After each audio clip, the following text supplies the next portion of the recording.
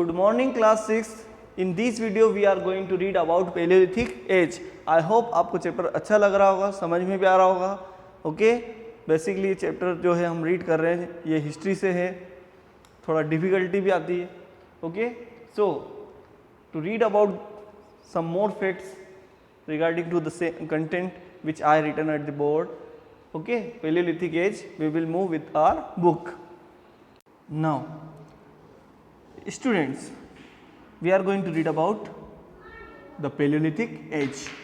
So the term Paleolithic comes from two Greek words, paleo meaning old and the lithos meaning stone. Paleo means होता है पुराना and lithos means होता है stone, यानी पुराना पत्थर या पुराना पाषाण. सो इसका हमारे कंटेंट के अकॉर्डिंग मीनिंग क्या हो जाएगा? द पेलियोलिथिक एज मीन्स हो गया पत्थर का, पुराने पत्थर का युग. Okay, the paleolithic period extended from 2 million years ago to about 12,000 years ago, यानी आज से 20 लाख साल से लेकर, आज से 20 लाख साल पहले से लेकर 12,000 साल तक. ओके, यानी इसको आप ऐसे समझिए, मैं यहाँ पर राइट कर रहा हूँ. 12,000 ईयर्स एगो से स्टार्ट होता है ये पीरियड, और जो है सॉरी गलत बोल दिया मैंने, 2 मिलियन ईयर एगो यानी 20 लाख यानी आज से 20 लाख साल पहले पेलियोलिथिक एज स्टार्ट होता है और कहाँ तक चलता है? 12,000 साल तक का ये जो टाइम पीरियड है, यानी इसका टोटल टाइम पीरियड कितना हो गया, कितना हो जाएगा? 18,88,000 यानी 18,88,000 ईयर्स, 18,88,000 ईयर्स का ये पीरियड रहा. कौन सा पीरियड? Palaeolithic as. ठीक है, जिसकी शुरुआत हुई 20 लाख साल पहले से, और सॉरी स्टूडेंट थोड़ी सी गड़बड़ हो गई, यानी 20 लाख साल पहले स्टार्ट हुआ और 12,000 साल पहले तक जाकर ख़त्म हुआ. हम कैसे चलेंगे? डिसेंडिंग ऑर्डर में चल रहे हैं. ठीक है, तो ये कितना टाइम पीरियड हो गया? 19,88,000 ईयर्स का इसका पीरियड रहा. Now during this period the early man used crude unpolished stone tools. इस तरह के पत्थर वो यूज़ करता था जिसपे पॉलिश नहीं होती थी, क्रूड होता था. Thus the period is called the stone age. इसलिए इस तरह की पीरियड को क्या कहा गया? ओल्ड स्टोन एज बोला गया. During paleolithic period many parts of the earth were covered with ice and the climate was severely cold. और जब पेलियोलिथिक एज चल रहा था, ठीक है, यानी आज से 20 लाख साल पहले से लेकर तो 12,000 साल तक, अर्थ जो है इसका ज़्यादातर हिस्सा बर्फ से ढका हुआ था और बहुत ठंडी थी. इसलिए इस पीरियड को आइस एज यानी हिम युग इन हिंदी भी कहा जाता है. The palaeolithic age is also called ice age. The span of this period is from 20 lakh years ago to 12,000 years ago. Now students, what kind of tools were invented by the Paleolithic age early men?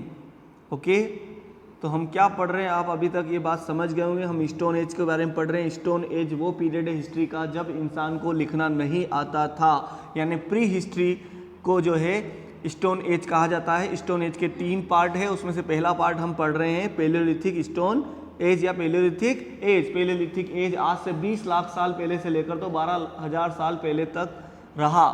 ठीक है, और इस period को, इस कालखंड को पाषाण युग को, सॉरी पूरा पाषाण युग in Hindi and in English palaeolithic stone age को आइस एज भी कहते हैं, क्योंकि उस समय पृथ्वी के ज़्यादातर हिस्से पर बर्फ जो है जमी हुई थी या बर्फ से ढकी हुई थी पृथ्वी. ओके, और पृथ्वी बहुत ठंडी थी.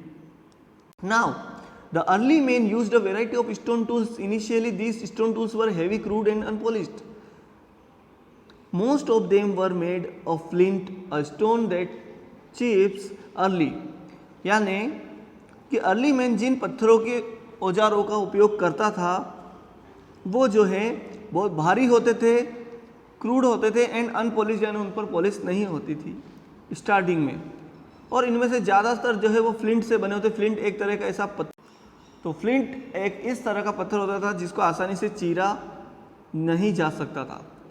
The shape and polish the stone tools, sorry flint नाम का जो पत्थर होता था वो जो है बहुत इजीली उसको जो है हिस्सों में बांटा जा सकता, चिप्स है ना, यानी उसको चीरा जा सकता था, फाड़ा जा सकता था या तोड़ा जा सकता था।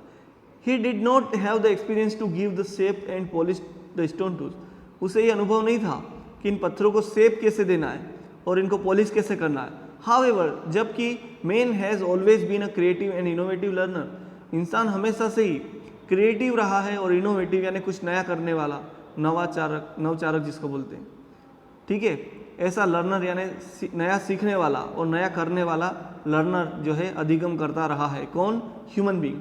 सो during the long stretch of the palaeolithic period, तो पेलेलिथिक एज के इस लंबे कालखंड में, ओके, हमने पढ़ा 19,88,000 ईयर्स का पीरियड है ये, 19,88,000 साल का कालखंड या दौर है ये पेलेलिथिक एज या पेलेलिथिक स्टोन एज या पूरा पाषाण युग। There was a definite improvement in the quality of the tools, तो पत्थरों के जो औजार बनाते थे इनमें इनकी क्वालिटी में इम्प्रूवमेंट आया। Thus the archaeologist further subdivided the Paleolithic period into lower, middle and the upper Paleolithic age, और इस तरीके से इस लंबे कालखंड को या पूरा पाषाण युग को या पेलेलिथिक एज को हिस्टोरियंस ने, आर्कियोलॉजिस्ट यानी पुरातत्ववेत्ता जो पुरानी चीज़ों का पता लगाते जमीन के अंदर धसी हुई या बनी हुई, उन्होंने पेलेलिथिक एज को 2 पार्ट में डिवाइड किया, सॉरी 3 पार्ट में डिवाइड किया, lower palaeolithic age, middle palaeolithic age and upper palaeolithic age. Okay, in the lower palaeolithic age क्या हुआ? Tools were mostly hand axes, hand axes यानी हाथ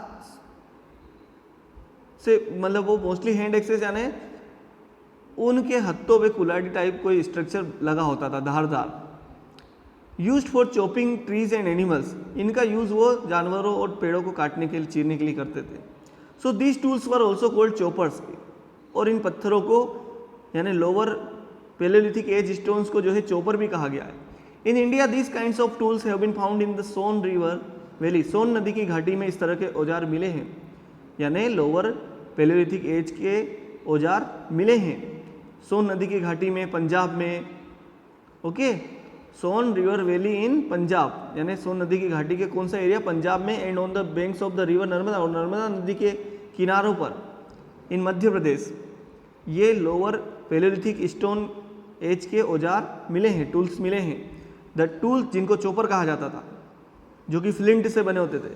the tools of the middle palaeolithic period were mainly scrapers, और middle जो मध्य पेलेलिथिक period था, as था, उसके जो औजार होते थे वो स्क्रैपर्स होते थे एक तरीके से, जो कि सोन विलेज, सोन गांव में मिले हैं पंजाब में। And on the banks of the Narmada, और नर्मदा नदी के किनारे पर मध्य प्रदेश में। The tools of the upper palaeolithic period were mainly blades, they have been found in India. Upper palaeolithic period के जो टूल्स होते थे उनमें ब्लेड लगे होते थे, धार लगी होती थी। They have been found in India, ये भोपाल भारत में मिले हैं, ढूंढे जा चुके हैं भोपाल में, मध्य प्रदेश के भोपाल में। एंड छोटा नागपुर प्लेट्यू इन झारखंड, और झारखंड के छोटा नागपुर प्लेट्यू रीजन में। ठीक है, तो सबसे पहले कौन सा? लोअर पेलेलिथिक एज, उसके बाद मिडिल पेलेलिथिक एज, उसके बाद अपर पेलेलिथिक एज। ओके, ये क्या है? ये क्लासिफिकेशन है किसका? पेलेलिथिक एज का। पेलेलिथिक एज का कालखंड या टाइम पीरियड, टाइम स्पान हमने कितना पढ़ा कि सर वो 20 लाख साल पहले शुरू हुआ और 12,000 साल पहले ख़त्म हुआ। ठीक है, यानी 19,88,000 ईयर्स तक चला। Okay, now many palaeolithic tools have been found, कई सारे पेलेलिथिक टूल्स ढूंढे जा चुके हैं इन इंडिया, भारत में। From the sites like Mirzapur, ठीक है, कुछ स्थलों से, कुछ जगहों से, जैसे मिर्ज़ापुर उत्तर प्रदेश में, भीमबेटका मध्य प्रदेश में, बोरी महाराष्ट्र में, एंड कुरनूल आंध्र प्रदेश में। At Kurnool in Andhra Pradesh, archaeologists have found traces of ash indicating the use of fire by our pre historic man. तो आंध्र प्रदेश के कुरनूल में पुरातत्ववेताओं को, आर्कियोलॉजिस्ट लोगों को जो है राख के ढेर, traces Now students, we are going to read about the discovery of fire, which was an incident that took place during the Paleolithic age. Okay, so read here. Next to tool making यानी औजार बनाने के अलावा another major discovery of the early man was fire. इंसान का जो दूसरा invention था या डिस्कवरी थी, खोज थी, वो थी आग की खोज. He might have seen the forest fire. शायद उसने, ये कैसे उसने पता लगा, शायद उसने जंगलों को जलते हुए देखा होगा. और perhaps या फिर शायद एक्सीडेंटली 2 stones were rubbed, या उसने जो है अनजाने में ही 2 पत्थरों को घिस दिया हुआ एक दूसरे के ऊपर by one or far distant ancestor which created a spark similar to the spark seen in the forest. और जिस तरह से उसने आग को जो है इस तरीके से या तो उसने खुद रब कर दिए होंगे अपने आप, या रब हुए होंगे, पत्थर जो है रब देने एक दूसरे से उनमें टकराए होंगे, घर्षण हुआ होगा, उससे स्पार्क निकली होगी. ऐसा देखकर उसने, हमारे एंसेस्टर ने ऐसा ट्राई किया होगा और जो है उससे स्पार्क, चिंगारी निकालना सीख गया और आग जलाना सीख गया. Fire helped early man to get warmth. इस आग से अर्ली मैन को वार्मथ यानी गर्मी वो ले सकता था, गर्म हो सकता था, अपने शरीर को गर्म कर सकता. To light up the dark jungles at night. घने जंगलों में, अंधेरों वाले जंगलों में वो जो है उजाला कर सकता था रातों में. It might have been used. शायद ये इसलिए भी यूज़ की जाती होगी to frighten the wild animals. जंगली जानवरों को डराने के लिए. ग्रेजुअली, धीरे धीरे, they might have learned to cook food. शायद वो खाना बनाना सीख गए होंगे. After all a cooked piece of meat would have tasted a bit better than a raw one. क्योंकि पहले कच्चा खाता था, रोवन यानी कच्चा खाता था, बाद में जब उसने पकाकर उसने खाया होगा तो उसे ज़्यादा टेस्टी लगा होगा, तो फिर वो पकाकर ही खाना सीख गया होगा. हैंसफोर्थ, इसलिए आर एडवेंचरस एंसेस्टर, हमारे ये जो एडवेंचरस एंसेस्टर थे, इन्होंने क्या स्टार्ट कर दिया, देयर एक्सपेरिमेंटेशन विद कुकिंग. खाने को लेकर उन्होंने अलग अलग एक्सपेरिमेंट शुरू कर दिए होंगे. ठीक है, अलग अलग चीज़ें बनाना शुरू कर दी. Early man burning wood to cook food. An image is given to you. Now art कैसी थी इस पेलियोलिथिक एज में. So discovery of fire provided warmth during cold weather and protection to the early man against the wild and furious animals. फिर उस यानी डरावने जानवर, जंगली जानवर और ठंडे मौसम से प्रोटेक्शन देने के लिए, सुरक्षा देने के लिए फायर का यूज़, फायर जो है, डिस्कवरी ऑफ फायर जो है अर्ली मैन को हेल्प करती होंगी. Obviously fire increase the period of activities of the early man as it provided light also.